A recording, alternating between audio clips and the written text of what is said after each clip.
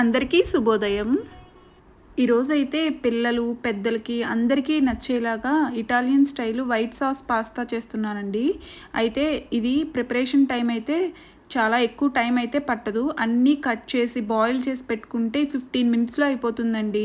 ఇదైతే evening snack కింద best option అని చెప్పొచ్చు. అండ్ పిల్లలు కూడా చాలా ఇష్టంగా తింటారండి. ఇందులో ఈజీగా దొరికేవే వేస్ట్ చేసామండి. తప్పకుండా ట్రై చేయండి. అండ్ ఇంకా ఆలస్యం చేయకుండా రెసిపీలోకి వెళ్ళిపోదాం పదండి. బ్రోకలీ హాఫ్ సరిపోతుందండి. కార్న్ కూడా కొంచెమే సరిపోతాయి. క్యారెట్ ఒక చిన్నది. నెక్స్ట్ వచ్చేటప్పటికి పెన్నే పాస్తా. ఇవి నేను 2 కప్స్ తీసుకున్నానండి. జస్ట్ ఇలా కొలుచుకొని ఒక 2 కప్స్ తీసుకోవాలి. ఒక గిన్నెలో వాటర్ పోసుకొని అందులో సాల్ట్, 2 స్పూన్స్ ఆయిల్ వేసుకోవాలండి. ఇవి గోరువెచ్చగా అయిన తర్వాత ఈ పెన్నే పాస్తాని వేసేసుకోవాలి. ఇవి వేసిన తర్వాత మూత పెట్టుకోవాలి. ఇలా బాగా మరుగుతూ ఉంటాయండి వాటరు.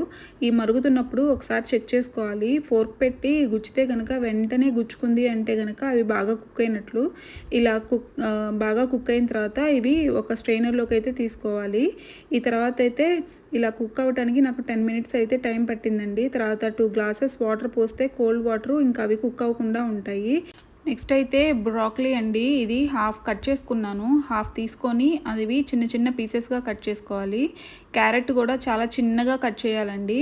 అండ్ కార్న్ కూడా ఒక 2 పిరికిళ్ళు అయితే సరిపోతాయండి. సేమ్ గిన్నెలో కొన్ని వాటర్ పోసుకొని ఈ బ్రోకలీ, కార్ను, క్యారెట్ అన్నీ వేసేసుకొని దెన్ సాల్ట్ కూడా వేసుకోవాలండి. కొంచెమే వేసుకోవాలి. సాల్ట్ కూడా వేసుకొని మూత పెట్టి బాగా మరిగించుకోవాలి. నెక్స్ట్ అయితే గార్లిక్ 6 to 8 అండి సరిపోతాయి. ఒక 2 ఆనియన్స్, మీడియం సైజ్వి 2 ఆనియన్స్. చూసారు కదండి, ఈ బ్రోకలీ వెజిటేబుల్స్ అన్నీ బాగా కుక్ అయినాయి. ఇవైతే తీసి సపరేట్ బౌల్లో పెట్టుకోవాలి. నెక్స్ట్ ఈ గార్లిక్ చూసారు కదండి, చాలా ఫైన్గా కట్ చేసుకోవాలి. ఆనియన్స్ కూడా బాగా ఫైన్గా కట్ చేసుకోవాలి.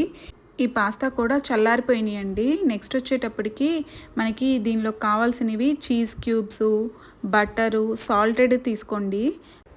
సాల్టెడ్ బటర్ యూజ్ చేస్తే రెసిపీలో సాల్ట్ కొంచెం తక్కువ వేసుకోవాలండి. Chilli flakes, oregano, 3 spoons rice floor and milk కూడా 1/2 లీటర్ పడతాయండి.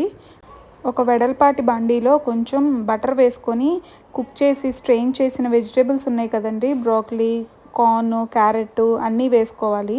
ఇందులోనే కొంచెం సాల్ట్, కొంచెమే సరిపోతుందండి. ఇది వేసిన తర్వాత స్పైసెస్ కూడా వేసుకోవాలి. మీకు నాకైతే ఇవి 2 అవైలబుల్గా ఉన్నాయండి. మీకు ఇంకేమన్నా స్పైసెస్ కావాలన్నా కానీ అవి కూడా వేసుకోవచ్చు. కొంచెం ఆరిగానో, కొంచెం చిల్లీ ఫ్లేక్స్ ఇవన్నీ వేసి బాగా కలుపుకోవాలండి. వెజిటేబుల్స్లో వాటర్ ఏమీ ఉండకూడదండి. అలా స్ట్రెయిన్ చేసేసి ఒక 15 మినిట్స్ అలా వదిలేస్తే వాటర్ అంతా పోతాయి కదా. ఆ తర్వాత ఫ్రై చేసుకుంటే అయితే బాగుంటుందండి.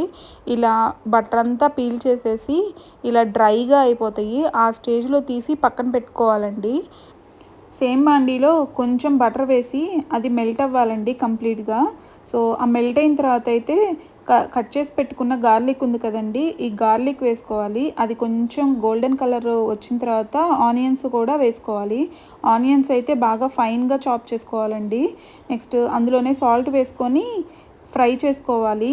ఆనియన్స్, వెజిటేబుల్స్ 2 కలిపి కుక్ చేస్తే వెజిటేబుల్స్ ఓవర్ కుక్ అవుతాయి. అందుకోసం అని చెప్పి ఎక్కువ ఫ్రై చేయలేదు, సపరేట్గా ఫ్రై చేసుకోవాలండి. ఇలా ఫ్రై అయిన తర్వాత ఆనియన్స్ కూడా తీసి వేరే ప్లేట్లో పెట్టుకోవాలి. అదే సేమ్ బాండీలో కొంచెం ఎక్కువ బటర్ వేసుకోవాలండి. ఈసారి బటర్ కంప్లీట్గా మెల్ట్ అవ్వాలండి. మెల్ట్ అయిన తర్వాత అయితే రైస్ ఫ్లోర్ వేసుకోవాలి. నేను 2 స్పూన్స్ పట్టిందండి నాకైతే. సో రైస్ ఫ్లోర్ వేసిన తర్వాత బాగా ఫ్రై చేసుకోవాలి. లమ్స్ ఏం ఫామ్ అవ్వకుండా ఒకసారి బాగా కలుపుకొని అది ఫ్రై చేసుకుంటే గోల్డ్ కలర్లోకి వస్తుందండి. అలా వచ్చిన తర్వాత మిల్క్ యాడ్ చేసుకోవాలి. 3 కప్స్ మిల్క్ యాడ్ చేసుకోవాలి. ఫస్ట్ అయితే 1 కప్పు వేసిన తర్వాత బటరు, రైస్ ఫ్లోరు అంతా కలిసేలాగా ఒకసారి బాగా కలుపుకొని ఆ తర్వాత మిగతా 2 కప్స్ కూడా వేసుకోవాలండి మిల్క్ అయితే. సో ఇలా వేసిన తర్వాత అంతా మిల్క్ వేసిన దగ్గర నుంచి మొత్తం కలుపుతూనే ఉండాలండి. సో ఇలా మిల్క్ వేసిన తర్వాత నెక్స్ట్ స్పైసెస్ వేసుకోవాలి. ఆరిగానో, నెక్స్ట్ చిల్లీ ఫ్లేక్స్ ఇది వేసుకొని అంతా కలుపుకోవాలి ఒకసారి. ఇలా కలుపుకున్న తర్వాత చీజ్ క్యూబ్స్ వేసుకోవాలండి. నేనైతే గ్రేట్ చేసి వేసాను. సో ఇలా అయితే గ్రేట్ చేసుకుంటే బాగా మొత్తం ఈవెన్గా స్ప్రెడ్ అవుతుందండి చీజ్ అయితే. సో ఈ 3 చీజ్ క్యూబ్స్ ఇలా గ్రేట్ చేసి వేసుకోవాలి. ఇలా వేసుకున్న తర్వాత అయితే బాగా కలుపుకోవాలండి మొత్తం. మిల్క్ వేసిన తర్వాత బాగా కలుపుతూనే ఉండాలి, లేకపోతే విరిగిపోయే ఛాన్సెస్ ఉంటాయండి మిల్క్. సో కంటిన్యూస్గా కలుపుతూనే ఉండాలి.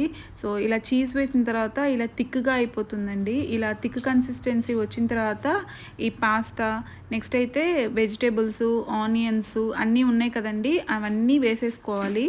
వెంటనే వేసేసుకోవచ్చండి. ఇవి అన్నీ వేసిన తర్వాత బాగా కలుపుకోవాలి.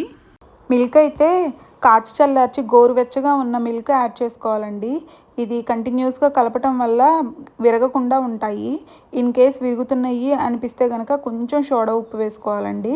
సో ఇలా మొత్తం కలిపిన తర్వాత థిక్గా ఉండిద్దండి కొంచెం అయితే.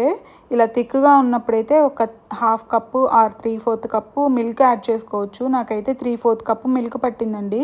ఇలా వేసి మొత్తం కలిపిన తర్వాత మీకు ఇష్టం ఉంటే కనుక చీజ్ క్యూబు ఒకటి గ్రేట్ చేసి వేసుకోవచ్చు. ఈ చీజ్ గ్రేట్ చేసేలోపు వేసిన మిల్క్ కూడా వామ్ అయిపోతాయండి. సో ఇలా గ్రేట్ చేసేసుకొని మిల్క్ అంతా కలిసేలాగా ఒకసారి బాగా కలుపుకోవాలండి. లాస్ట్ చీజ్ క్యూబ్ మాత్రం కంప్లీట్గా ఆప్షనల్ అండి, మీకు ఇష్టం ఉంటే వేసుకోవచ్చు, లేదంటే లేదు. సో నెక్స్ట్ అయితే మిల్క్, చీజు అంతా కలిసేలాగా బాగా కలుపుకోవాలి. ఈవెన్ పాస్తా కూడా విరగకుండా ఉండేలాగా కలుపుకుంటే బాగుంటుందండి. అంతేనండి, స్టవ్ ఆఫ్ చేసుకొని సర్వ్ చేసుకోవటమే. ఇదైతే బాగా వేడివేడిగా బాగుంటుందండి. వేడి కూడా చాలాసేపు ఉంటుంది. కిడ్స్ కూడా చాలా ఇష్టంగా తింటారండి, చీజ్ ఉంది కాబట్టి. అండ్ మీకైతే నచ్చినట్లయితే తప్పకుండా ట్రై చేయండి. ట్రై చేసి మీకు ఎలా వచ్చిందో కమెంట్ సెక్షన్లో కమెంట్ చేయండి. నచ్చినట్లయితే ఒక లైక్ చేయండి, ఫ్యామిలీ ఫ్రెండ్స్తో షేర్ చేయండి. సబ్స్క్రైబ్ టు మీ వీరు రజిత వ్లాగ్స్. బాయ్.